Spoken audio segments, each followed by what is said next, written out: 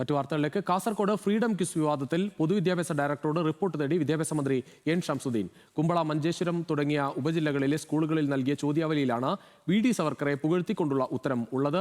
വിശദാംശങ്ങളുമായി Hans John ചേരുകയാണ്. Hans, ഈ സ്വാതന്ത്ര്യ സമരകാലത്ത് ഏറ്റവും കൂടുതൽ അനുഭവിച്ച ഈ നേതാവ് ആരാണ് എന്ന തരത്തിലൊക്കെയുള്ള ചോദ്യത്തിന്റെ ഉത്തരമായാണ് ഈ സവർക്കറുടെ പേരൊക്കെ വന്നത്. വലിയ വിവാദമായി ഒടുവിൽ അത് നടപടിയിലേക്ക് പോവുകയാണ്.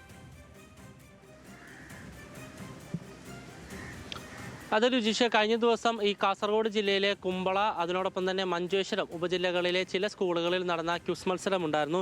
സോഷ്യൽ സയൻസ് ക്ലബ്ബ് അസോസിയേഷന്റെ നേതൃത്വത്തിൽ നടത്തിയ ഫ്രീഡം ക്വിസ് LP വിഭാഗത്തിലാണ് ഈ ക്വിസ് നടത്തിയത്. ഈ ക്വിസിലെ ചോദ്യപേപ്പറിലാണ് ഇപ്പോൾ വിവാദമുണ്ടായിരിക്കുന്നത്. ആ ചോദ്യപേപ്പറിൽ ഉണ്ടായിരുന്ന ഒരു ചോദ്യം, ബ്രിട്ടീഷുകാരുടെ കയ്യിൽ നിന്ന് ഏറ്റവും കൂടുതൽ ശിക്ഷ അനുഭവിച്ച സ്വതന്ത്ര സമര സേനാനി ആരായിരുന്നു എന്നാണ്.